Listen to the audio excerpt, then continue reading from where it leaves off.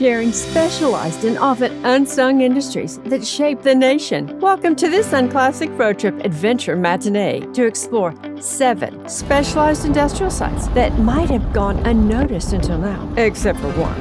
It's super long, but it's included. The tours, excursions, and locales are exceedingly different and powerful in their realm in the history of America. This is a full sensory adventure from pig iron to whale oil, from whistles to rockets and cigarettes to water and salt. Let's see what we have found. Whether you're kicked back in your armchair with your favorite beverage or wanting to visit unique and inspiring places on your own, I'm sharing with you some of the most intriguing places of industry that I have found, from New England to the Heartland, from the Midwest to the South. Sit back and enjoy the show. Strataca, Kansas Underground, deserves a second chance. We are underground bound at Strataca. There are cars driving on top of our head. Well, not on top of our head exactly, but 650 feet above us. Don't get claustrophobic. You can't think about the fact that you're 650 feet below ground, and you can't think about the fact that there's only one elevator. Get the picture? We are in the southeastern outskirts of Hutchison, Kansas, and underground. I've been wanting to go to this place for many years, and we finally made it to Strataca, Kansas Underground Salt Museum. This will be a very unique experience, and you'll want to hang on because you will not believe what all you can see and do at this incredible stop. But first, I have to let you in on what happened. I am in the process of editing transcripts of my videos so that YouTube will publish closed captions. I had recently received a top fan award from Strataca. Wanting to put my best foot forward, I slated it to be one of the first videos to edit the transcript. In doing so, I have had to listen to parts of my videos to verify what on earth am I saying when I'm looking at what YouTube had attempted to transcribe. With that said, oh my, I sounded terrible. As a relatively new YouTuber, I have made my share of mistakes and guess always will. But I have a number of videos that I decided deserved a second breath. I thought that this video about our tour to this incredible salt mine deserved a second chance for sure. YouTube doesn't want creators to pull down a video and just re-upload it, but rather they expect us to change things up a bit and upload a new version. This is my first attempt at this strategy. I have a feeling that most of you have not watched that video anyway. I am going to try to do a better job right now.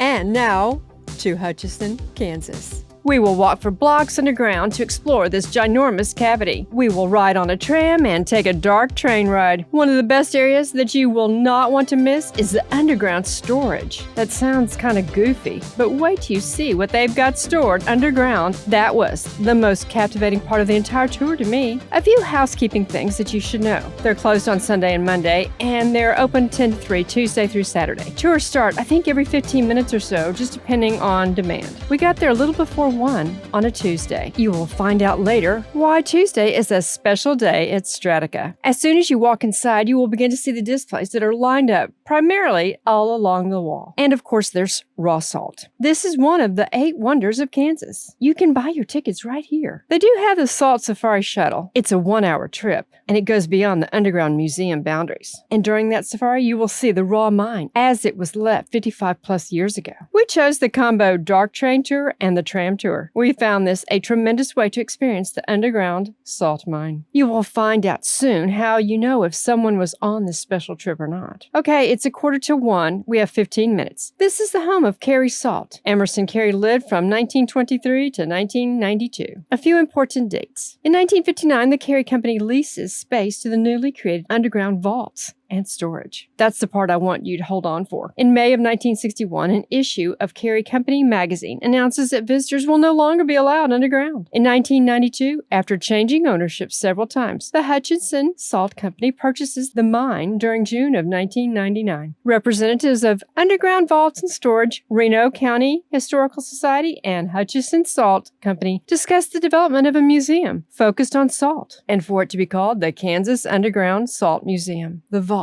are so fascinating. You won't believe what I'm going to be showing you. The mine is now home to a salt mining company, a museum, and a storage facility. The Kansas Underground Salt Museum opens to its first visitors on May 1st, 2007. At ground level, if you start digging outside of Strataca, well, they'll probably fuss at you if you start doing that. You will first encounter a layer of topsoil followed by sand and gravel, and then clay. The clay will eventually become shale at about 100 feet down. Gypsum is found, and at 200 feet down, you'll hit soft shale. Then salt is roughly found between 400 and 650 feet, and averages about 250 feet thick. Salt is mined here at between 625 and 650 feet deep. At this layer, the salt is about 99% pure. We still have a few minutes, so let's continue to peruse the visitor center and see these paintings and samples of salt. We found this collection of different grades of salt. This one at the front says treated medium road salt. And we found that a great deal of the salt that is mined here goes to the city of Chicago for use on the roads on its highways during wintertime. We found quotes about salt, and here are a few.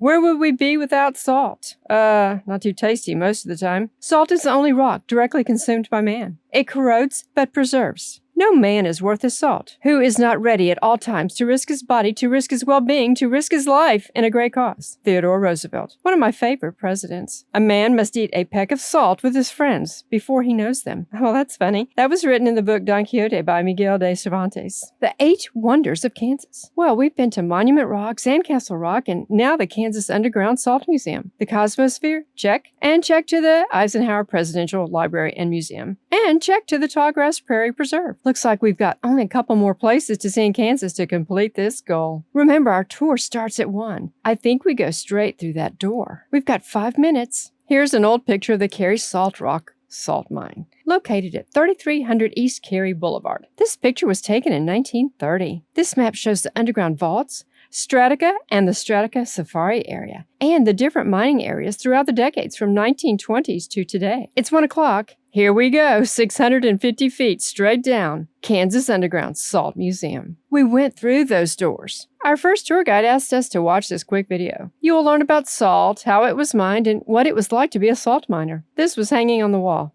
Incompetent slug assassins. Kind of cute, don't you think? You've got to be kidding. We have to wear a hard hat? The guy said that one size fits all. There's a screw-down thing that screws down onto the back of your head to fit your head. Okay, we're going to have to wear this thing the whole time?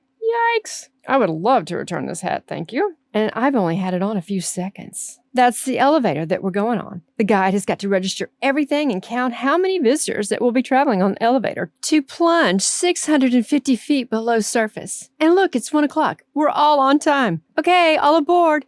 This is a very bulky elevator. I think there are like 13 or 14 of us that are cramming into this thing. It's not too bad. It's dark, though. Once we exited the elevator, we headed towards the mine and this underground experience. As we walked into the cavity, we saw all kinds of things to see along the walls and center displays. This place is vast. Journey through the rock. Okay, here we go. What's in there? What's behind there? I really want to know. Here's a sign on the wall. It says, Crystal Pod. Nice. The walls are truly beautiful. The salt deposit is around 350 feet thick here, and this mine is toward the bottom of the deposit. If you're like me, you're wondering, how did this place get discovered? In 1887, a land developer, Ben Blanchard, drilled southwest of Hutchison, looking for oil. Instead, he found salt. You know, sometimes you wonder, how did these things get discovered? Well, now we know. It wasn't a cow that fell in a hole. That's a joke, because a lot of these caverns and caves are supposedly discovered in that fashion. But in this case, this guy's digging for oil and he got salt. Rock salt mining officially began in 1923 with the opening of the Cary Salt Mine. Today, the mine measures about 2.5 miles north and south by 1.5 miles east and west. As of July 2015, the mine had over 900 acres of usable space and more than 150 miles of tunnels. And it grows every year. Simply amazing. This map showed the location of salt deposits, land masses, and tourist attractions related to salt across the world. And here we are in number 12, Hutchison, Kansas. Let's look at the list. Where have we been? Well, let's see. We've been to New Iberia, and we see Avery Island. Avery Island is where we went to Tabasco. Do you like Tabasco sauce? And then there's Grand Saline. We have been to the Salt Museum there in Grand Saline and licked the wall. I did a short on both of those places. I'll put the links in the description. Salt secrets are the way factoids are presented in this great room. It is great. It is so huge. It is so impressive. And this display was kind of fun for the kids that were walking through with us. They were running their hands through this, quote, mud. Oversized rock salt. And now, here we are. We're standing under Airport Road. That's kind of weird. There are cars driving on top of our head. Well, not on top of our head, but 650 feet above us. There are cars driving right there. That's really interesting once you start thinking about it. Then in the corner, they had this light show going on. Hey, please hit subscribe if you haven't already.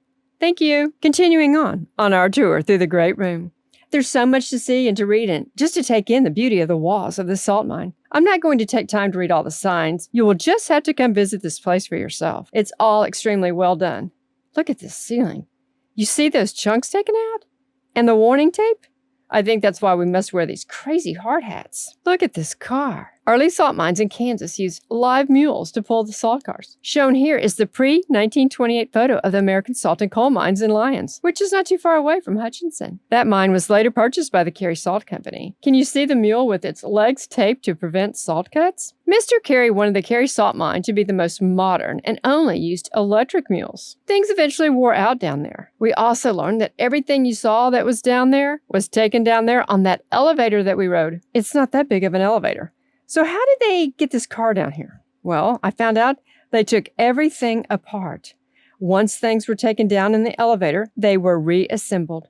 And you know what? They decided that once things were down there, they weren't going to take them apart to send them back up. It was just too much trouble. On the various rides and walks through the salt mine, we saw a number of vehicles and things that have just been down there for decades, including this red tractor. I would think that one of those tires took up the whole elevator. And just this car is just truly amazing, isn't it? Companies promoted and supported the war effort and added slogans and logos to their packaging, such as Buy War Bonds, V for Victory, and friendly reminders to share and conserve wartime resources like fuel. Many such examples of these discarded wrappers have been found in the mine, and they serve as additional proof of the scope of the war in the periods of the salt miners. There was a lot of trash down there. Kind of interesting.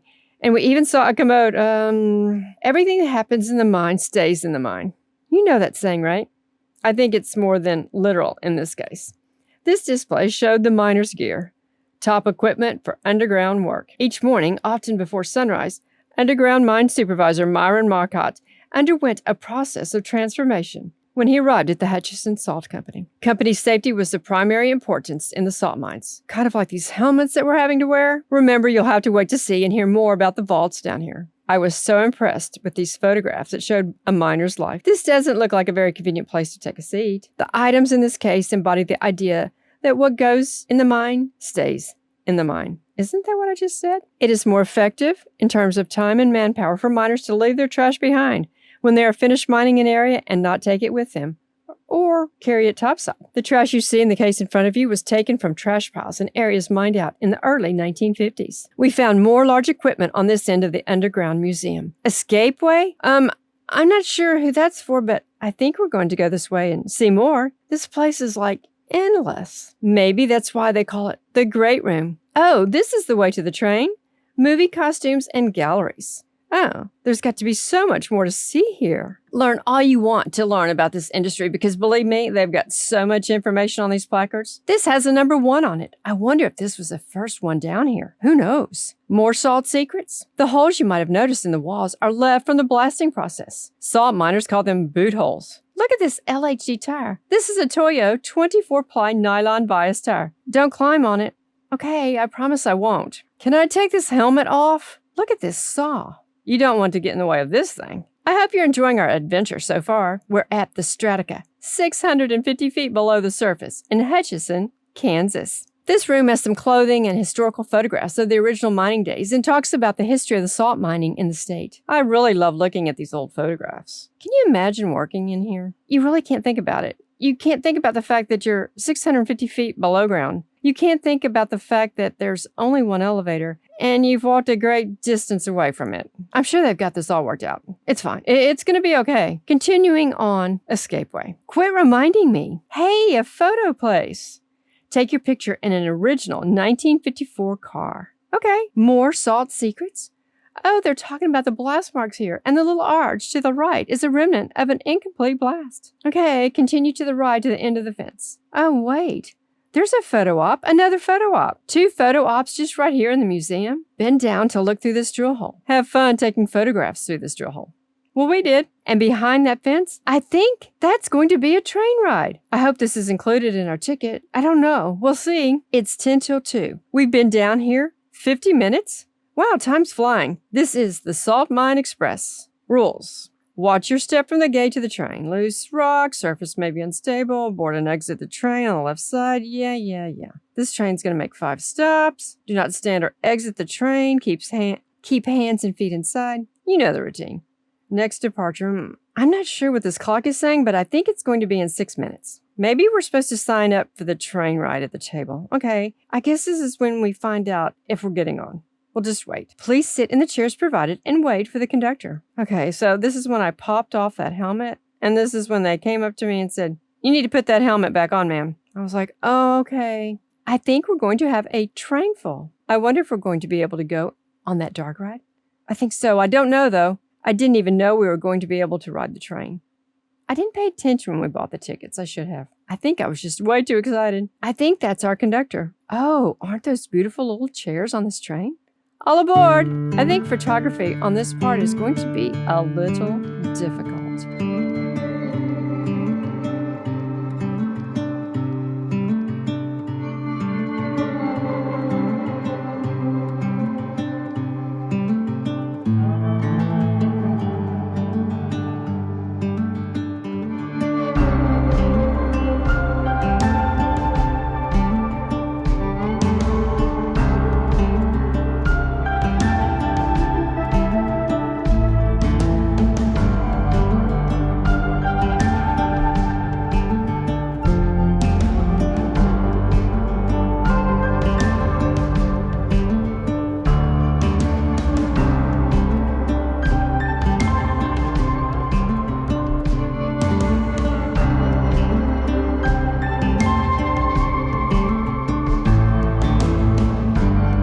Well, that was a lot of fun.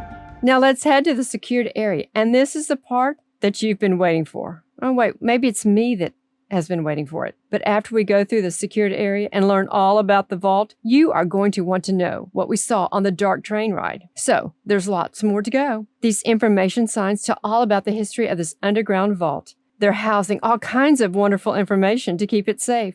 From magazines to records, like this 1962 Life magazine about the Cuban Missile Crisis. You know, I always wondered if anybody was keeping track of these things and where they would be safe, and now I know. And look how these things have changed since the 1960s. Oh, that's an understatement, wouldn't you say? Oh, they have these Time magazines and Mad magazines in storage, and this displays the underground expansion that took place in 1999. And it looks like they have a lot of information about the Oklahoma City event, and of course the New York event, and hurricanes.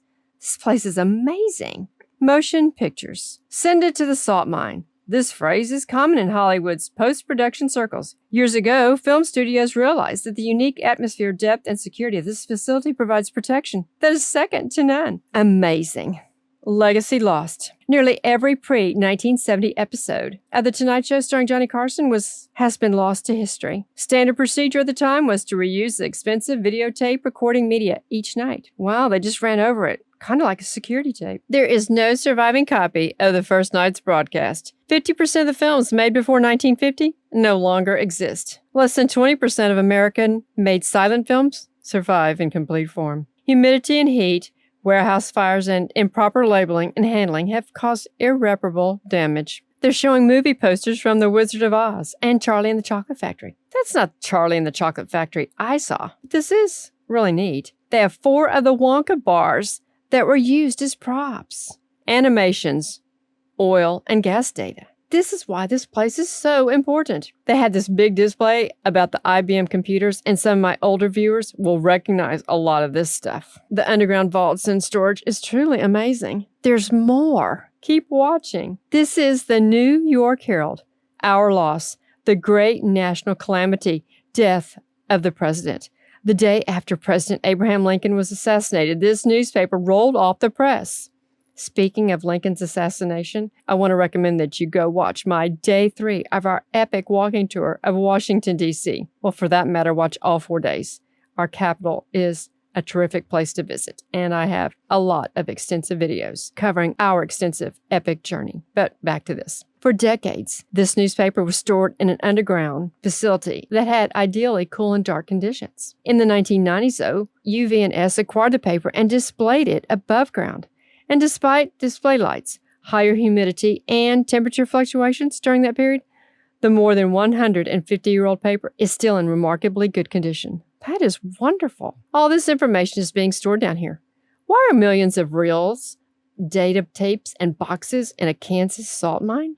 Think Fort Knox, miles from disaster, 650 feet below the surface, within 400 feet of solid rock. This is the original Dorothy from the movie Twister. You just gotta love this place. Named after, of course, Dorothy from the classic The Wizard of Oz. We've been to Dorothy's house over in the western side of Kansas. Things from all over the world and nation are shipped here to be protected in the underground vaults and storage. And you thought this was a salt mining tour. This is the original security gate from the underground front entrance. This video shows the design of the underground storage, and here are samples of things that are saved down here. Warner Brothers television. It's just box after box after box. What's this on this side? Tools of the trade in a pre-digital world. Peek inside an editing lab, also known as the cutting room. In Hollywood a few decades back, and you would have seen a setup like this. From the earliest days of movie making in the 1920s through the golden age of film and up to the 1990s and the advent of the digital age, all film was edited on equipment just like this. That's neat. They just have this piece of equipment down here for preservation, and in this environment, it's staying perfectly safe. Look at these films. The names are listed all on the sides. More boxes after box after box. Hey, thanks for watching so far. Isn't this an intriguing place? I hope you're enjoying this tour. We were really truly amazed at this tour, and it didn't really cost all that much for all that we're seeing. I think we're having another ride coming up soon. Clothing from movies? I wish we weren't rushed. Here we go. It's time for the dark ride. Emerson Carey had been digging a shaft in this salt bay in 1923. He completed that shaft. And first thing to know, this rail line he developed became known as the lifeblood of this mine. They operated this rail line for 60 years. In 1983, they abandoned this rail line, and they went to the conveyor belt system, which is still... The guy who is our train conductor says that the ones of them that are working today are called geezers, and this is called Geezer Day, because on Tuesdays, these older gentlemen volunteer to work at the museum as guides. Thank you, geezers. If you go on Tuesday, say hi to the geezers for me. Be nice to them. As we traveled through, the geezer explained different things that we were seeing. One of them was these high explosives. Look at all these boxes of explosives. I guess they had to blast a lot to get through the salt so they could work. This was truly amazing. They found that one way to block off an area of the mine was to put these boxes to block areas that they no longer needed to go down. See the salt? Ventilation was also important, and they used fans and all kinds of other different pieces of equipment to try and keep air circulating well through the mine. Remember when I told you that they take vehicles down piece by piece?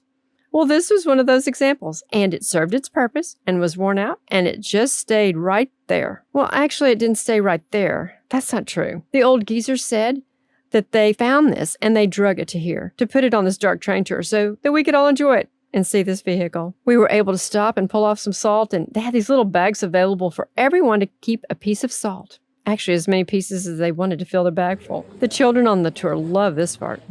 This child loved that part too. There were also various stops that we were able to get out and walk around the mine on the dark tour. This was such a great place to visit. I hope you can go sometime. Those boxes were empty. Look, local fire, emergency phone. Oh, wait, there is a way we can communicate with the top. Hey, you know what's crazy? My phone had service. Not sure how that was possible. Here's the big pile where all the kids climbed on to get some samples and just to be able to dig and play around on the rocks. Do you remember me telling you about those people that can pay extra to do the safari? Two of the girls that were sitting in front of us on the dark tour had this big piece of salt, like almost the size of her hand. I was like, I didn't know you could get anything bigger than would go in the bag. And she says, oh, we got this on the other tour. So that was one of the benefits of going and paying extra. Once we got off the dark train ride, one of the workers there came and told us that if we didn't get out in the next 10 minutes, that we would have to stay until 4 o'clock. And that was like 45 more minutes. I'm thinking, nope, I'm done. Let's go. We grabbed a few pictures of some more artifacts and headed back to the elevator so we could get up and get out of there and not have to wait another 45 minutes. We chose to go ahead and snap a few more pictures and hoof it on down back to the elevator, which was quite a ways down through the great room. We learned that this number 1 wasn't number 1 for this mine. It was number 1 for another salt mine. They just didn't scrape the number off. Why would they? I had to stop and take one little quick picture of this showing the different types of salt. Come on, let's go. We gotta get to the elevator. We want to get out of here. I'm coming. I got to snap a few pictures on the way back to the elevator. You can take your photo here and you will look like a worker. We found these stalactites hanging on the metal support here. We're waiting for the elevator. There's going to be more of us crammed in this time. I think there's quite a few that don't want to be stuck down here for another 45 minutes. Now we're outside. It's a beautiful day, but it's super windy. It's been so windy the last couple of weeks. Strataca, Kansas Underground Salt Museum. There's still a few more things. Hang on, I'm almost done. There's 2 displays out here I want you to see. Salt was discovered in Reno County, September 27, 1887, approximately 90 rods to the west. You'll have to Google what that means. Visit the historical salt discovery site in South Hutchison, Kansas. This 1887 discovery began the development of the Reno County salt industry. See Airport Road on the map? Remember, we were standing under Airport Road? This is old number 2. On your visit, you'll have to read the sign to find out the history of old number 2 and the salt bucket. The salt bucket gave important statistics about what this contraption was all about. You don't want to miss anything they have to offer at Strataca, Kansas Underground Salt Museum, 650 feet below ground. Tennis shoes on the ground and underground for this video, taking you on an unclassic road trip as you travel across America with me. Hope you've enjoyed this tour. Please subscribe and investigate my museum playlist. There are really a lot of interesting museums in this country. If you're looking for something out of the ordinary, look no farther than the Shreveport Waterworks Museum. Yes, it's a history of the water for the city of Shreveport. There's going to be a project in this video. Count the water bottles. Hope you enjoy this. I think this is going to be kind of a fun treasure hunt.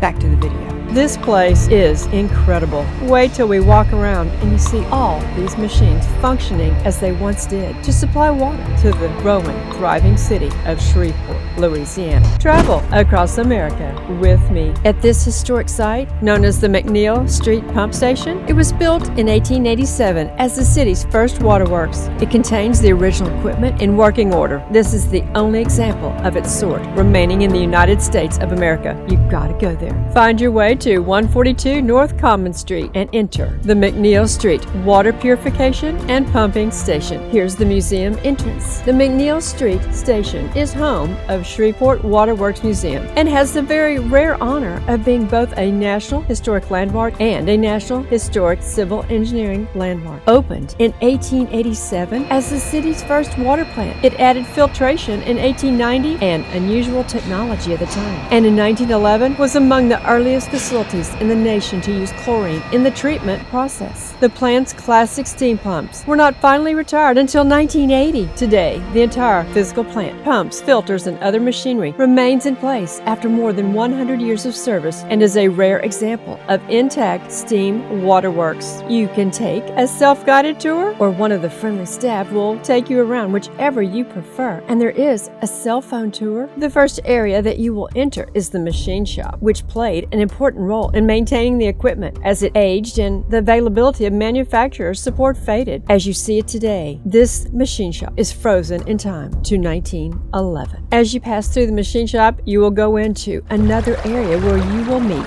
one of the friendly volunteer staff members. And there's also an example of the water filtration system. So neat, so intriguing. We pass through the boiler room and by the boilers and all the equipment. This room was part of the original 1887 building, and this boiler replaced the original boiler in 1917. There are so many fascinating items that you will pass as you walk through this facility, like this little alarm whistle. This little steam whistle was mounted on the front of the boiler along with 2 others. A float valve opened to blow the whistle if the water in the boiler got too high or too low. The largest room is the main pump room. This room was built in 1921 and is the heart of the waterworks operation. See the oldest pump. This number 1 low surface pump and the similar one next to it brought in the raw water. This steam pumping engine is the oldest one here. It was installed in 1898. Take in all the sights and sounds at this unusual infrastructure museum. When you have such big machinery, you need big tools.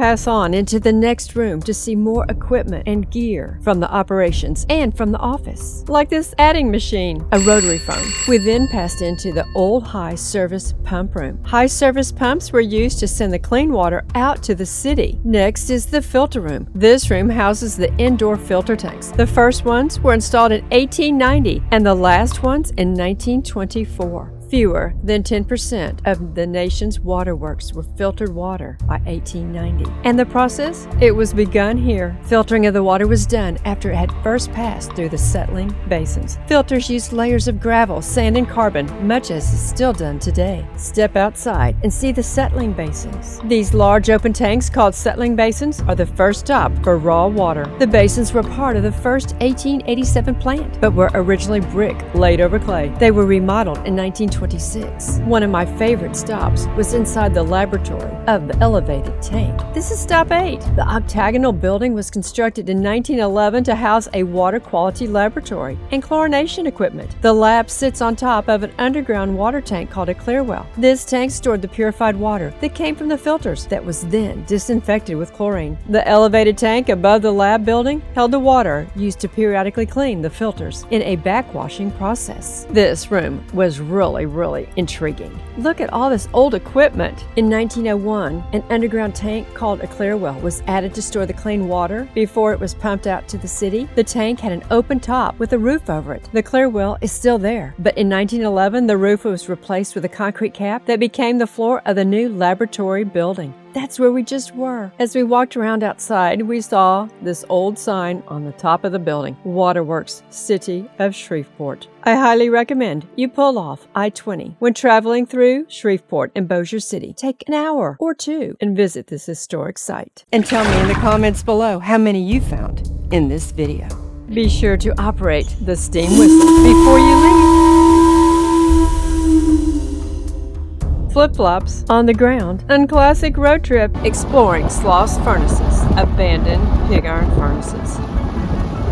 Join us on a thrilling adventure as we explore the eerie remnants of Sloss furnaces, an abandoned iron plant frozen in time. The first stop is the recently constructed, gorgeous I might add, Visitor Center. Please sign in at the Visitor Center prior to entering the site. It's free, just sign in. Because as we walk around this place, you'll see why you've got to sign in and sign that you won't do anything dumb or get hurt. It's kind of crazy how they let you walk around this place. And there will be some critical definitions you won't want to miss provided near the end of this video. The self-guided tour allows people the opportunity to explore the site on their own while reading about how the furnaces worked and the story of the men who worked there. The self-guided tour brochure explains the process, while the informative signs throughout the site expand on the story by including science, history, and social themes associated with Sloss furnaces. It's free to the public, and they're open Tuesday through Saturday, 10 to 4. This is a National Historic Landmark. Not only will you learn about the history as you walk around, and of course the mystery surrounding this industrial site, because a lot of these corners and nooks and crannies and hallways and things that you'll see as we go through in this video are kind of mysterious. And there's a lot of mystery surrounding this industrial site, and we will witness the picturesque beauty of these decaying structures, from the towering smokestacks to the rusted machinery. Get ready to uncover the secrets of this fascinating location in our exploration of Sloss furnaces. We're going to take you up close, closer than you would expect, to the pig iron producing blast furnace that operated on this massive site from 1882 to 1971. And if you are a metal artist, this is a great place to fine-tune your technique. And wait till you see some of the artwork that's on the property. We'll show you that later in the video. Please stay on the sidewalk. You won't believe where we went at the Sloss furnace. No, we didn't go in the restricted area, I promise. Have you subscribed? Do not forget to subscribe. If you have, thank you. If you haven't, could you subscribe, please? Next is number 3, the Sloss boilers, which generated the steam that powered the facility. Sloss has 16 boilers, 12 on the left side and 4 on the right. The ones on the left were built around 1910, while the ones on the right were built in the 1920s. Simply amazing, incredible, and I just love this orange color. It's burnt orange, right? Number 4, the stock tunnel. 3 pieces work together to get the iron ore, limestone, and coke into the furnace. Trains carrying materials from the mines and quarries would pull into the stock trestle and unload the ingredients into large storage bins below. The stock tunnel is approximately 250 yards long and served both furnaces. And this is one of those things that I couldn't believe we were doing. You walk down the 2 flights of stairs into the stock tunnel. You'll see the scale car on the right as you enter. You'll see the skip hoist, and down the tunnel to see the skip buckets and chutes. Don't forget to subscribe. Oh man, the stock tunnel was closed for construction? Just that part. We could keep on going. Watch your step and mind your head. Next, we saw this ladle car. In iron foundries, ladles were used to transport and pour out molten metals. Wouldn't you have loved to have seen that, but not feel it? I bet it was hot working around there. Ladles ranged in size from small hand-carried vessels, yikes, to large blast furnace ladles that held up to 330 tons. Wait until you see the artwork. Remember I mentioned that there's artwork on this property? Critical definitions you won't want to miss are provided near the end of this video. You won't believe where we went in the Sloss furnace. I can't believe that they let you in all of the spots at the Sloss furnace. It's amazing. It's incredible. We popped through this ginormous building to the other side and found all these other items outside. Do not forget to subscribe. What a day at Sloss Furnace. What an experience. If you're in Birmingham, you've got to go there. It's crazy informative. What a great experience in American history. Please stay on the sidewalk, though. And this sign says the spray pond. Okay, we might have gone a little out of order, but it's all right. We'll catch everything. Sloss continuously used 5 million gallons of water per furnace every day to cool the furnaces, create steam, power machinery, and cool the molten iron and slag. About those definitions. Following a cycle, the hot water was then piped to the spray ponds. Here the water was cooled and then recycled through the plant. That's great. Oh, that big building? It's called the cast shed? Well, the artwork's going on in that other cast shed, but this is the other cast shed. Okay, this is the number 1 cast shed. At one end is the amphitheater, constructed when the site was opened to the public in 1983. And at the other end of the cast shed is the number 1 furnace. The original Sloss furnaces were created in 1882 and replaced in 1927 and 1929 by the furnaces that you see today. Iron ore, limestone, coke, and hot air were continuously fed into the furnace, which would reach temperatures of, get this, 3,800 degrees Fahrenheit. As the materials moved down and hot air moved up the furnace, 2 products accumulated in the bottom, or hearth, molten iron and slag. About those definitions? The iron and slag were withdrawn or tapped through 2 holes called notches. About every 4 hours, the iron notch located at the base of the furnace was opened, allowing the molten iron to flow out of the furnace.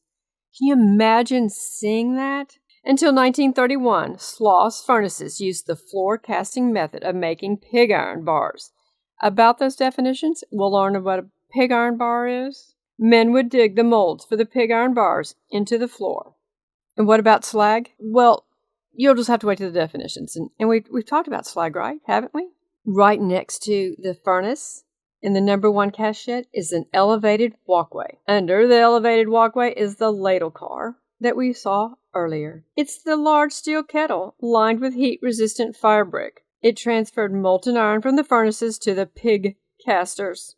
As you look down the ladle car, you can see the remains of the slog pig caster. The ladle car and the pig caster were brought to Sloss in 1931, making the floor casting method that we just discussed obsolete. Then we found the pyrometer house. The 2-story brick building that sits right below the number 1 furnace was named after the temperature measuring instruments called pyrometers that were mounted in the upstairs room. The downstairs room was a mill-weight shop where furnace repairmen worked. This building is the strongest built building on site. I bet so. And would be used to protect the workers if anything went seriously wrong with the furnace. Well, that's good to hear. The use of the pyrometer house prompted the workers to call it the doghouse, saying the furnace would get mad at them and put them in the doghouse. Cute. And then number 6, the hot blast stoves along one side of the Water Tower Plaza, which the Water Tower is the one that's got Sloss written on it. You see the big tower? It's such a beautiful, picturesque scene, isn't it? Back to the hot blast stoves. Along one side of the Water Tower Plaza are 6 tall, cylindrical hot blast stoves. 5 are in a row, with the 6th around the corner creating an L shape. These stoves heated the air before it was pumped into the furnace. The stoves consisted of steel shells lined with heat-resistant bricks and filled with a tall lattice of fire brick called checkers. Waste gas from the furnace would be burned in the stove to heat the checkers. The gas was then shut off and the air was blown through the stoves. The hot checkers heated the air to 1,400 degrees Fahrenheit, and large pipes carried the hot air to the furnace.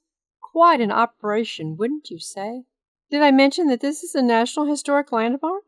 Yes, the Sloss furnaces are a National Historic Landmark. Thank you for sharing my travel videos. And this is the entrance to the Blowing Engine Building. No climbing. Okay, promise. In the first 2 rooms of the Blowing Engine Building are 2 Ingersoll Rand turbo blowers. These were brought to Sloss furnaces in 1949 and 1951. They are centrifugal compressors driven by steam turbines. These compact, efficient turbo blowers did the work of all 8 of the original blowing engines located directly behind the back turbo blower. The turbo blowers created very hot temperatures in the building, sometimes as hot as 100 degrees Fahrenheit in summer months. Yikes! Sounds like Death Valley to me. Built in the early 1900s, this is the oldest building on site. Isn't this interesting? The Sloss furnaces in Birmingham, Alabama. Are you hooked yet? Are you hooked on the Sloss furnaces, a historic landmark in Birmingham, Alabama? We are in the heart of Sloss furnaces. Now, the powerhouse. Built in 1922, the powerhouse generated electricity for the plant as well as the Sloss quarters, the housing community built by the company for its workers. Oh, so it was a company town type thing. Steam from the boiler spun a turbine that powered a generator to produce an alternating current. The turbine and generator are on the upper level of the building, while the machines on the ground floor converted the alternating current into direct current. This was the craziest part of the tour, in my opinion. Give me a thumbs up if you're enjoying this video. It's a part of American history. It's part of industry. It's so amazing. Danger, 2nd floor under repair. Do not enter. You don't have to tell me twice. Remember I told you we didn't go in order? Well, this is number 3 in the brochure, and it's the Sloss boilers. Colonel James Withers Sloss was one of the founders of Birmingham and helping to promote railroad development in Jones Valley, Alabama, and participating in the Pratt Coke and Coal Company, one of the new city's first manufacturers. In 1881, he formed his own company, the Sloss Furnace Company, and began construction of Birmingham's first blast furnace on 50 acres of land donated by the Elon Land Company for industrial development. And we've heard of this Elon Land Company and mentioned it in my other videos on downtown Birmingham. You'll want to watch all of those videos. The first blast was initiated in April 1882. The facility produced 24,000 tons of high-quality iron during its first year of operation. Sloss Iron won a bronze medal at the Southern Exposition held in 1883 at Louisville, Kentucky. Go Sloss! It's just amazing that they allow visitors to walk through the remains of this site. What do you think so far? Leave a comment below. The pathway to the stock tunnel and skip hoist? The stock tunnel are the 3 pieces that work together to get the iron, ore, limestone, and coke into the furnace. Think I mentioned that already, but remember we took a different path than the arrows led. Just simply amazing. Please do not climb on the sculptures. Oh, we're at the artwork? Cool. Turtle Island drum. Look at these 3 guys. Remember, I had promised I'd show you these iron sculptures. And then this student cupola chain? Interesting, wouldn't you say? I like it, though. Such a picturesque place. The rustic silos, furnaces, boilers, water tower, everything against the beautiful blue sky with its puffy clouds. Now, the definitions. Remember, I have been promising to give you definitions. Here goes. What is pig iron? Oink, oink. No. Pig iron is the name original ironworkers gave the bars or ingots of iron they made at furnace sites. Pig iron gets its name from the way the bars looked when they were made in the floor of the cast shed. Remember how they used to make them in the floor? Like piglets feeding from the sow or mother pig. By 1931, Sloss Furnaces was making around 800 tons of iron each day. That means the site would make around 32,000 pig iron bars a day. Wow! Simply incredible. The industry in the early 20th century. So what is slag? Slag is a waste material called a byproduct left after smelting iron. What we did at Sloss. The slag pile at Sloss used to be between 20 and 40 feet high. Even though slag is waste, doesn't mean it's wasted. Slag can be used to make concrete, fertilizer, and other useful items. Great idea. And then what is coal? Coal is a burnable material used as fuel by people since the 1800s. And then what is iron ore? Iron ore is a rock that contains iron and is found naturally in the ground all over the world. The melting point of iron is about 2,800 degrees, making liquid iron hotter than typical lava. Iron makes up about 5% of the Earth's crust, making it the fifth most common element found. And then what is flux? Flux is a material used in iron making to remove impurities from the iron ore. It's the cleaner of the process. Sloss furnaces primarily used limestone and dolomite as the flux in their furnaces. Limestone is mainly made up of calcium carbonate, which is what Tums are made of. Well, I guess that's just a little bit of free information there about Tums. And then what is coke? Coke is basically a purer form of coal used in blast furnaces, like Sloss furnace did. It's used as fuel. Coke is made in coke ovens like these by heating ground up coal to 1,800 to 2,000 degrees for up to 2 days. Wow! The first known time coke was used to make iron was in 1709 in Britain. That's 177 years before Coca-Cola, making it the original Coke. Funny. One final stop before leaving Sloss Furnaces. This industrial marvel in Birmingham, Alabama. This is across from the visitor center and near the parking lot. Historic black bath. Despite being dominated by black labor, the industrial workplace was rigidly segregated until the 1960s. Men punched separate time clocks and bathed in separate bathhouses. Following the implementation of desegregation laws in the 1960s, the black bathhouse became a storage facility for both black and white workers. And we opened the door and it was just filled with all kinds of just junk and stuff. It's right next to the coal bin. Did you enjoy the tour of Sloss Furnaces? Flip-flops on the ground. Unclassic road trip. Welcome to Columbus, Ohio, and the American Whistle Corporation. We visited this factory 20 years ago and made a return visit just the other day. It was founded in 1956 as Colsoft Manufacturing, changing hands only a couple of times, and most recently in January of 2018. This is the only manufacturer of metal whistles in the United States, and it goes without saying, this is a unique, one-of-a-kind facility. In this video, I'll take you around this small factory to see brass whistles made. At the end of the video, you'll see some videos from our tour, and I think the best part, I made my own whistle, and if you hang on to the very end, you'll hear how it sounds. Let's go on. We arrived on time for the tour. Tours must be or should be booked online, and there is a charge. Look on the website for details about tours. The tour guide we had, he was a hoot, and he made the whole thing fabulous. He was funny. I would say one of their best employees. Please be sure to subscribe. The equipment, well, it's dated, it's ancient, but it works beautifully for this purpose. They start with coiled brass, a 30-ton press, state-of-the-art soldering tables, and continue through the polishing process, to finally putting the ball inside. We'll see all that in a bit. Thousands of people a year tour this wonderful facility. It's a blend of hands-on and high-tech, all rolled into one, delivering over 1 million whistles a year into the hands of customers like you. They sell at Walmart and to most police departments. The best whistles in the USA are made in the USA. American Whistle prides itself in the finest quality whistles. They have produced classic brass whistles since 1956, and despite the high-tech innovations of the past century, high-quality whistles such as those made by the American Whistle Corporation remain effective safety tools for everyone,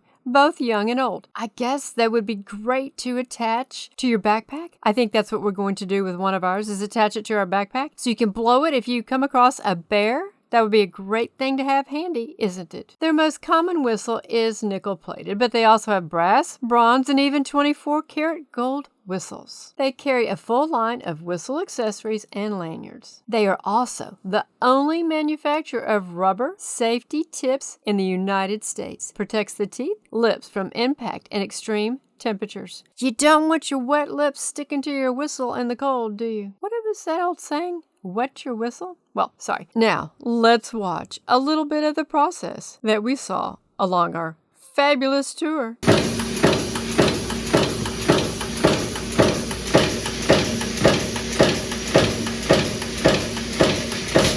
Get a way to stack all these up facing the same way. It will send this one over and drop it down into this opening. So this is installed just like this. The punch is coming down there and punching it. This one says, that's the American Spirit right there. These are for sale at Walmart. And there's all sorts of packages for air. Right here, 2 punches on each side, chop off a little triangle. And this, just like the one spraying the net, and dropping them all down in there.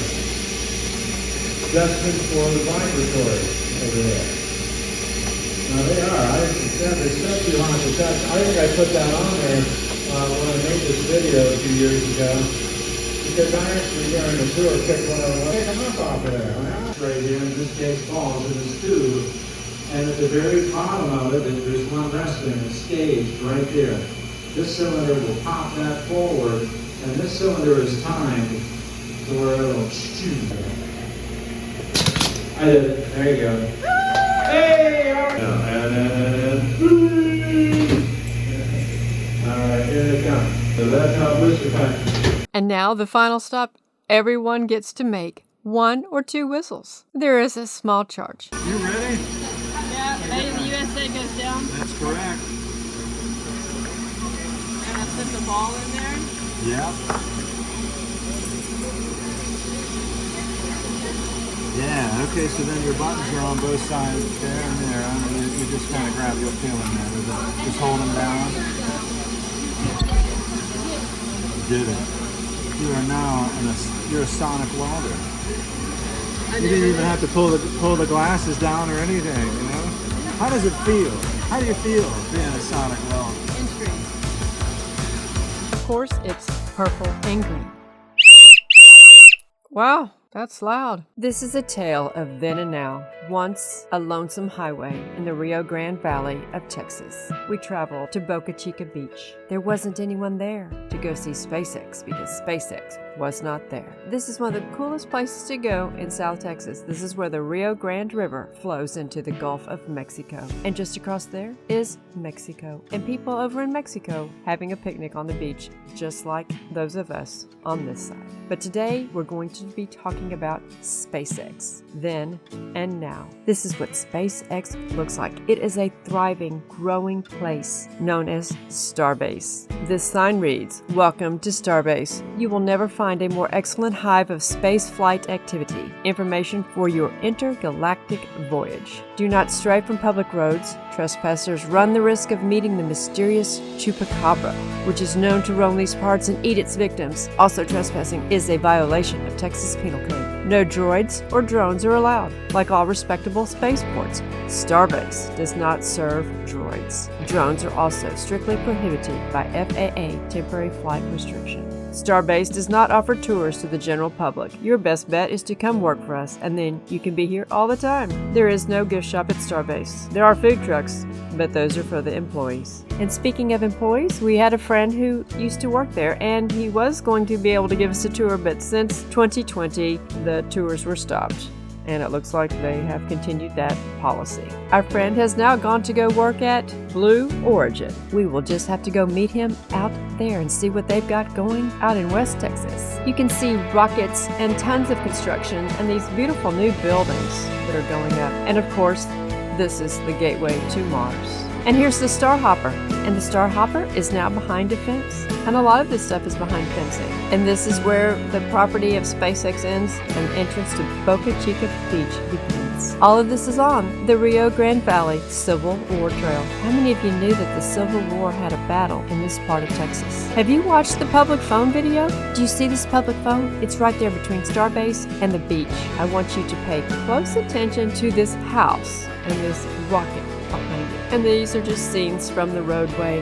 And many times when you go there, there are campers and cars from all over the United States parked all along the side of the road to see this gateway to Mars. We missed it only by a few days, but on Thursday, March 14th, SpaceX had launched Starship for the third time from its Starbase manufacturing and launch facility near Boca Chica Beach in South Texas. Hundreds of rocket chasers and spectators gathered along the beach to watch the test flight, which saw Starship separate successfully from its Super Heavy booster and reach orbital velocity. SpaceX's Starship mega rocket, the world's largest and most powerful rocket, reached orbital speed for the first time Thursday in historic third test flight from South Texas. Wait until you see the then and now pictures. You will not believe it. Have you subscribed yet? If you have, I thank you. And if you haven't, can you please do that? And now let's look at some scenes from 2021. This place is so photogenic at sunset and at sunrise.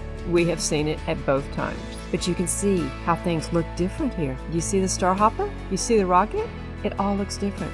There aren't all the tanks. And speaking of launches, we went 2 days in a row trying to watch one of the launches, and it kept getting postponed, and we kept calling our friend going, are they going to do it? He goes, yeah. And then it went back and forth for hours and hours. We packed a lunch, everything. You have to go out on a different highway that's parallel to the highway where SpaceX is located because the highway is closed down right near the Border Patrol station. No matter what you think of Elon or his starships, it is quite an interesting place to see. The economic, environmental, and social impact on tiny Boca Chica has resulted in a quiet, secluded place becoming a hub of operations with over 500 employees, I bet it's even more by now, and gobs of tourists hovering to see the starships. It's almost unbelievable how close you can get to the rocket ships. Then we go back to 2020. Look at this. There's just a few satellite dishes, a guardhouse, a trailer with SpaceX on it, a rocket, and then this triangular-shaped building, which I don't even see that triangular-shaped building anymore. I don't know what's happened to it. It's gotten covered up with something. And this is a view from in 2020 of where that gateway to Mars SpaceX sign is. There's no sign, barely any fencing, and then you can see the Star Hopper. But there has been construction going on almost on a constant basis. And look, you could drive right by the Star Hopper. Isn't that just wild? Look at this thing. We got some pretty good pictures, don't you think? And this is where the Starship launch pad would eventually be built. And of course, the landing pad. And of course, the Starship Super Heavy orbital launch pad.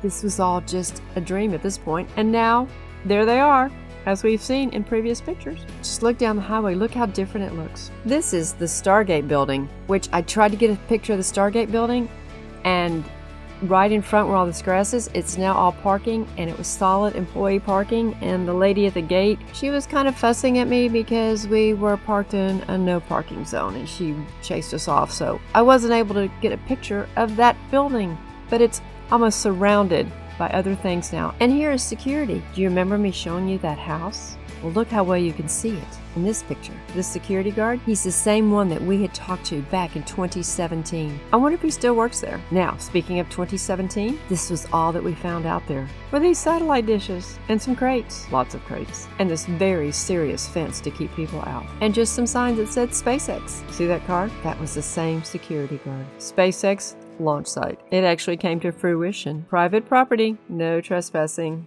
I really wish I could have gotten a picture of that Stargate building. And here's a little reflection, then and now. Star Hopper, then, now. that home, then and now. The launch pad area, then and now. The Stargate building, then and now. The rocket and that triangular building? Don't even know where it is. They're building this gigantic structure now. The security guard, then, now. This beautiful Starbase sign. It's really cool looking, isn't it? It's lit up at night and they've got these bicycles and it's just a great photo shoot spot. The Rio Grande Valley Civil War Trail. Look how barren it is then and now. Behind it is all of Starbase. Flip-flops on the ground. Unclassic road trip. Tell a friend about my channel, and you are welcome to share my videos on any of your social media. Thank you. Exploring a historic tobacco plantation in North Carolina. Join us on an impressive tour of a historic tobacco plantation at the Duke Homestead and Tobacco Museum. It's a state historic site in North Carolina. We're going to be exploring late 20th century tobacco products and equipment like old cigarette rolling machines and packs of cigarettes from then and now. It's all a part of history.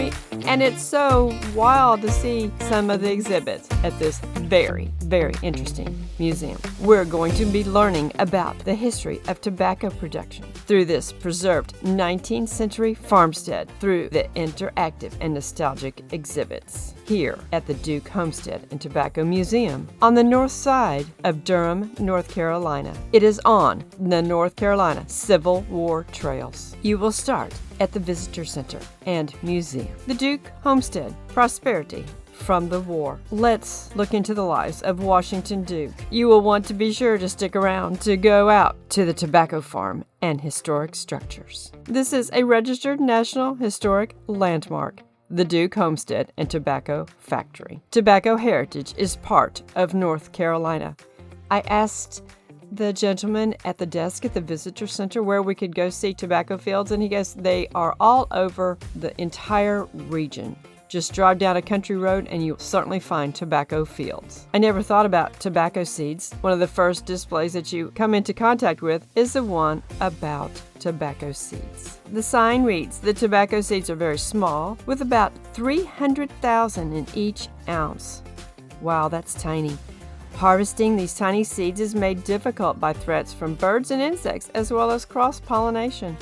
I can see how that would happen. Why is there a tobacco museum at Duke Homestead? In 1865, Washington Duke, an Orange County farmer, began making smoking tobacco here in a small log hut. The Duke family later became leaders in the world tobacco industry, building an empire which extended to textiles, hydroelectric power, and philanthropy. Okay, so it started here. A little bit of New World history. Indians of North and South America cultivated two varieties of tobacco long before Europeans reached the New World. The name tobacco probably was derived from the Caribbean island of Tobago, visited by Columbus. I like this exhibit. It said, lift the cover to smell the aroma, and these tobacco leaves, they did smell really nice. There were so many exhibits. I was extremely impressed with this museum and historic site. There was a lot of farming equipment on display, and information about sharecropping and how the tobacco was prepared for market. From farm to factory. Look at this old adding machine. I really enjoyed all the different historic signage. And look at these old cigarette machines. If you remember seeing these cigarette machines in restaurants and stores, leave a comment below.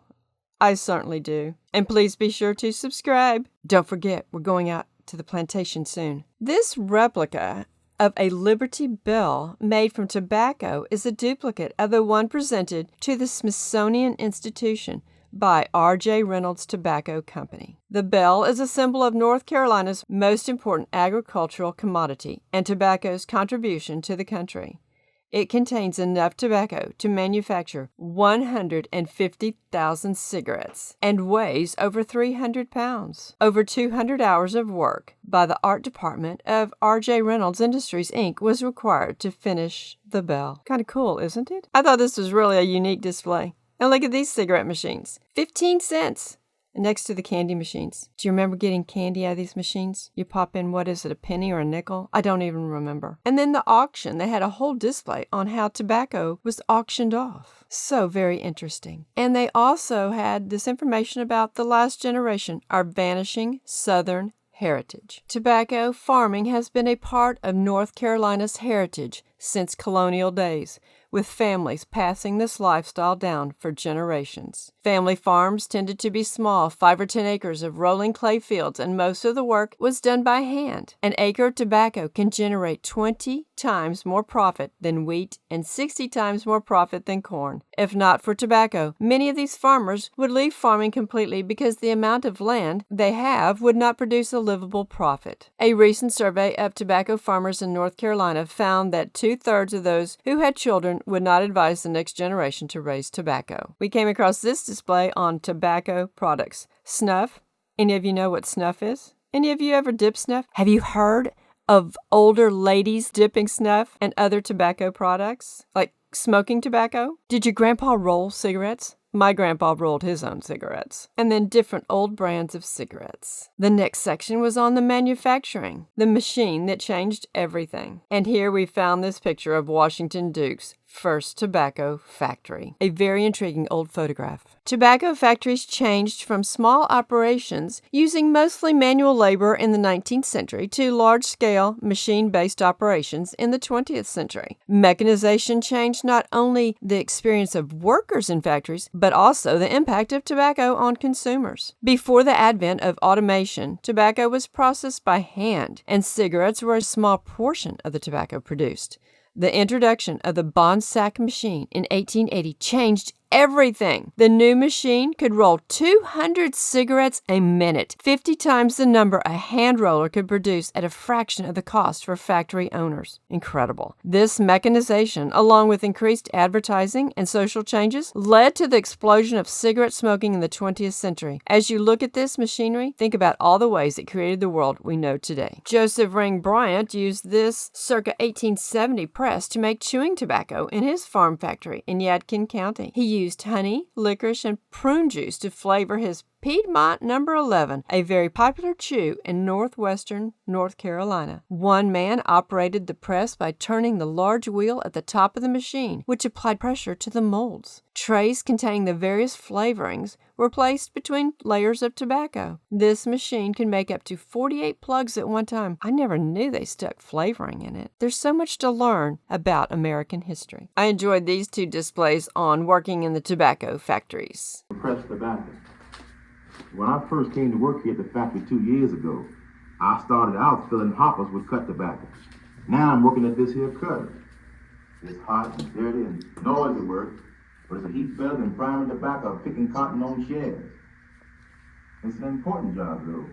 You see, tobacco cut at this machine goes into making some of the finest smoking tobacco anywhere.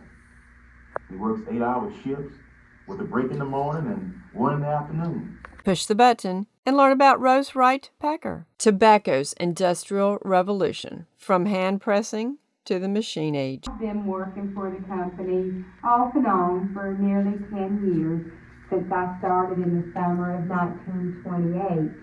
My husband, Ernest, works for the company over in the leaf purchasing department. Me and Ernest both work 40 hours a week, and right now I'm making 40 cents an hour and due another raise soon. Ernest makes almost $50 a week. We live in West Durham, over near Watts Hospital. It was tobacco's Industrial Revolution. Hoppers located on the floor above were filled with blended tobacco, shredded by a cutter. This tobacco is then fed into the bond sack feeder. Look at this cigarette packer. Just amazing. Pow mow. Look at all those cigarettes. Isn't that crazy? Trays of cigarettes are carried to the packer and placed on a rack. The packer then plunges them into pockets holding 20 cigarettes each. The machine next applies foil, labels, stamps, cellophane, and tear tape. I didn't know that packages of cigarettes were called pockets. Did you? Cigarette rolling is one facet of the tobacco industry that has changed very little since the 19th century. Many quality cigars are handmade today, just as they were 100 years ago in New York City tenement houses. Two large cigar producing areas are Tampa, Florida, and Cuba. When we were visiting Key West, we came across a lot of information about cigars and the cigar industry, which is not far from Cuba. The American Cigar Company used this machine in Cuba to remove stems from the cigar wrapper tobacco. And operator, usually a woman, hand-fed individual leaves into the machine, which stripped the central stem from each leaf. The men of the tobacco industry. A. Bonsack, James B. Duke, R.J. Reynolds, John Dalton, George W. Hill. Don't forget, we're going out to the plantation soon. The home of Bull Durham smoking tobacco, Durham, North Carolina. In 1895, Rufus L. Patterson invented the Bag Jack, which John Thomas Dalton later improved. The American Tobacco Company used the machine on display from 1932 until 1977 to manufacture bags of Bull Durham smoking tobacco. There was a tremendous display on advertising. Here are examples of early advertising. How many of you have heard of Bull Durham? Tell me in the comments below. The quest for supremacy? Yes, women pushed to be able to smoke. They wanted to be equal. I'm not sure that was a whole good idea with this aspect of life. This was a clever display for sure.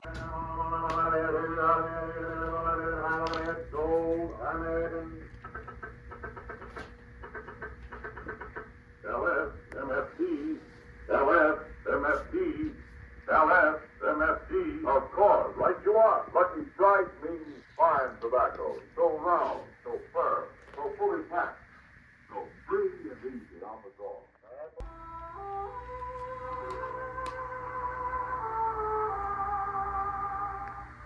Of all of these cigarettes, one and only one is recognized by eminent nose and health specialists as definitely less irritating.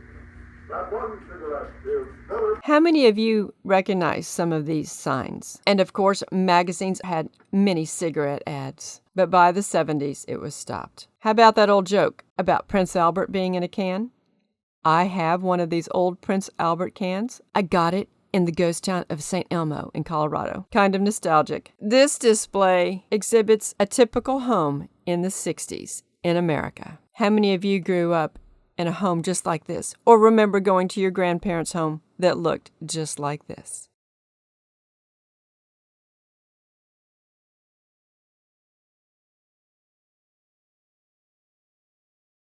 Anyone ever read a McCall's magazine? The Spitting Image, a history of spittoons and cuspidors. For approximately 20 years, James M. Kenner of Jewett City, Connecticut, collected spittoons, cuspidors, bedpans, and other antique oddities. In 2008, he decided to sell his collection of spittoons, billed as the world's largest. Through the hard work of Ben Roberts and Marion O'Keefe of the Duke Homestead Education and History Corporation, the state of North Carolina negotiated to purchase the collection of 284 spittoons and cuspidors. Because of the limited space, though, less than 50% of the collection is on display. Have you watched the video on Duke University Old World Chapel? Stories, crypts, and stunning architecture? If you haven't, be sure to do that. Aromatic Perique tobacco is extremely rare, with less than 150 acres being grown in the entire world. St. James Parish, Louisiana, located 50 miles north of New Orleans, is the sole producer of this champagne of tobacco. The large oak whiskey barrel, when fully packed, contains up to 500 pounds of tobacco. The jack screw exerts up to 30 tons of pressure on the ripened but uncured leaves in the barrel. Juices from the leaves act as a preservative in the fermentation process. After a year, the pressure is released. And the dark aromatic tobacco is shipped while still in the barrel. That's interesting. Then we found this collection of pipes from 1492 to 1750 from all over the world. In 1604, King James I issued his counterblast to tobacco, a custom loathsome to the eye, hateful to the nose, harmful to the brain, and dangerous to the lungs. 1701, the breeding of worms in human bodies, London. Most people who take too much tobacco are in their very youth seized with trembling. Their unsteady hands don't act with the same vigor. Their staggering feet seem to refuse to carry the weight of their body. The noble parts wither. The spiral fibers of the heart have almost no play. The living machine is gradually destroyed. These are some crazy quotes, right? 1838, C.G. Sigmund, on the application of the express juice and infusion of tobacco to the skin and cautions to be observed in their use, American Journal of Medical Science. One singular property that tobacco possesses is that of making the hair grow on parts which have been a considerable length of time denuded. The juice of tobacco will very much tend to the growth of the hair. And then in 1964, the United States Surgeon General's report, cigarette smoking is a health hazard of sufficient importance in the United States to warrant appropriate remedial action. And now shifting gears, tobacco is grown on every inhabitable continent in the world. Major areas of production outside the United States include Brazil, China, and southern Africa. The largest tobacco market in the world is no longer Wilson, North Carolina, but Zimbabwe, Africa. Wow. Now here's the part that is interesting. They had this section that talked about that tobacco is deadly, and we do know that. And they also had a section of where you could share your thoughts. I want to read part of this sign. As of 2018, more than 480,000 people a year die in the United States of smoking-related causes, including lung cancer, stroke, and heart disease. Around the world, that number is more than 6 million. Not only is cigarette smoking dangerous, but all forms of tobacco, including smokeless tobacco and e-cigarettes or vaping, pose a health risk.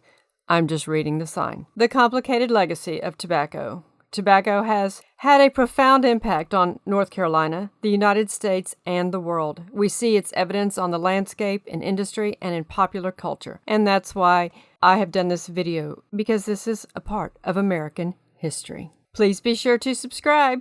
Are we ever going outside? Yes, let's go out to the tobacco farm and historic structures. The Duke Homestead. Washington Duke moved his new family into this house in 1852 on land from his first marriage, as average white farmers in the Piedmont region of North Carolina. The Dukes left in 1874 to set up in Durham, a recently founded town of the New South. The company the Dukes built here grew to become the largest tobacco company in the world and made Durham the seat of a powerful tobacco empire, a monopoly to eventually be broken up by the U.S. Supreme Court. The Dukes used their power and money for many philanthropic projects. This homestead today tells many stories, and that's what I'm hoping that you will gain from this video. The U.S. Supreme Court busted the ATC in 1911, splitting the monopoly up into multiple smaller companies for violation of the Sherman Antitrust Act. The same act that most recently was used against Microsoft in 2001. The Dukes gave away tens of millions of dollars, including in support to Trinity College, now Duke University. Remember, I mentioned to go watch the video on the Duke University Chapel. The Dukes' tobacco empire leaves behind a complex legacy. Tobacco built and saved communities, but tobacco destroyed lives and families. Tobacco built wealth, and tobacco perpetuated labor inequities. In present day, scientists experiment with different tobacco proteins and enzymes for vaccines and cures for deadly diseases. It's all quite paradoxical, isn't it? That's why it's great to go to places like this and just learn more about a topic that we're not very familiar with, or may have an opinion that may need adjusted. Now outside, there are 11 sites, like the tobacco curing barn that was circa 1870. This oak curing barn held what became North Carolina's leading industry, flue-cured bright leaf tobacco. It yielded a sweet lemon yellow leaf and fetched high prices at markets as the ideal smoking tobacco. This barn, relocated from a farm in northern Durham County, held 550 sticks worth of tobacco leaves, or about half an acre. The tobacco pack house, circa 1901. After curing, the dry, brittle leaves from the cure barn were placed in the lower level ordering pit, where they absorbed the moisture from the exposed ground overnight, becoming pliable. And then we passed through the entry gate. Washington Duke and laborers erected buildings beyond this gate between 1852 and 1874. This gate is copied from a 1904 photograph of the homestead and documented earlier through archaeology. And then stop 4 is the first tobacco factory, circa 1850s. Originally built as a corn crib for Washington Duke's early farming operations. I gotta add here, we were just at Thomas Stone's home, and he had a corn crib and a tobacco barn. Back to what I was saying. Originally built as a corn crib for Washington Duke's early farming operations, it was repurposed as a pipe tobacco factory in 1865 when he founded W. Duke & Sons. Duke and his children made their first product, pro bono publico, for the public good in Latin. In 1866, they produced 1,500 pounds of pipe tobacco. We went to number 5 last, so I'll save that to last. Number 6 is the third tobacco factory, 1869. This was built because they were outgrowing their first and second factories. Stop 7, the Duke House, 1852. It was in this house that Artelia and Washington Duke had 3 more children between 1853 and 1856, Mary Elizabeth, Benjamin Newton, and James Buchanan. James Buchanan was featured in the Duke University Chapel video. At its peak, this 4-room house accommodated 8 people, including Caroline, who was enslaved here in 1855. Number 8 is the well house, circa 1860. The well house was constructed adjacent to a hand-dug well, approximately 40 feet deep. Number 9 is the meat house, circa 1860. The Dukes used this building to preserve and store meats. After an early winter hog butchering, they heavily salted the meat in a trough and hung it from the rafters to keep away bugs and mice. Cured meats can keep for years. If you have never seen this real live and in action, you've missed something. To see a piece of meat just hanging like that is interesting. I'll just leave it at that. Number 10, the grape arbors. The Dukes cultivated native grapes, like the muscadines growing today. The arbor also provided shade during hot weather. We're experiencing some hot weather now, kind of like the Krispy Kreme, hot now. The kitchen garden. Like most farming families in the 19th century, the Dukes kept a kitchen garden with fresh vegetables and herbs for personal consumption. And then back to number 5, because that's where we ended our tour of the homestead. The tobacco and crop fields. Washington Duke spent his early years farming mostly wheat, corn, and oats, and experimented with growing tobacco as a cash crop in the years preceding the Civil War. He also likely grew standard seasonal field crops seen on most mid-Atlantic region farms in this era. Today, staff maintains a small representative patch for tobacco, and I'm so glad they did that. Please do not forget to subscribe, and if you have any comments about anything I've talked about in the video, please leave them in the comments below, and give me a thumbs up if you're enjoying all the videos on American history. Presenting the precious gems of the historic New Bedford waterfront. It's not a sleepy little town with no surprises up its sleeves. There are some real old world structures and some great places to see.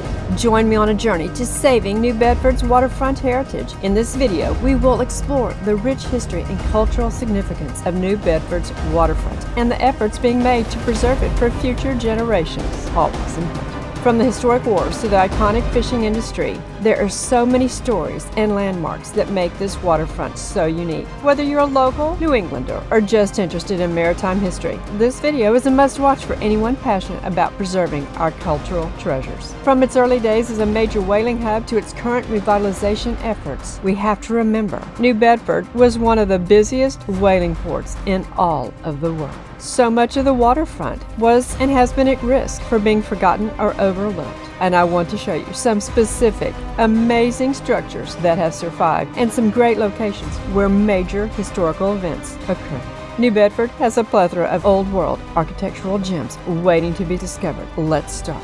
It's modern and it's contemporary. It's the New Bedford Whaling Museum and a great place to gather so much information about the whaling history. And I love this wall. They have this outline of a whale's tail. The first whaling vessel launched from New Bedford in 1767, the Dartmouth, was one of the ships later invoked in the Boston Tea Party. The visitor center for the New Bedford Whaling National Historical Park is located in the 3rd District Court of Bristol County. It was once the New Bedford Institution for Savings, and I want you to notice how the name can be inscribed differently. So just because a building has a name etched in the stone doesn't mean it's always been that name etched in stone, as in this case. As the sign reads, this structure has been used for multiple purposes over the decades. It was originally built as a bank in 1854, created to hold the savings of industrious mechanics, laborers, seamen, widows, miners, and others in moderate circumstances. Please subscribe. This structure, located across the street, is the U.S. Customs House. Replacing a makeshift operation closer to the waterfront, the U.S. Customs House at New Bedford opened on this site in 1836. Here, ship captains walked up the granite steps to register their crews and declare their cargoes before they were granted clearance to leave or enter the port. The man who designed the customs house was Robert Mills. He later designed the Washington Monument. Built almost entirely of granite, it was one of the first entirely fireproof federal buildings. This is the oldest continuously operating custom house in the United States. And this is a mariner's home. Home away from sea. The sign reads that it was built in 1795. Wow. Whaling men spent much of their lives at sea, and the ship was their home. But back in port, most of the poor, unskilled sailors knew no one in New Bedford and were essentially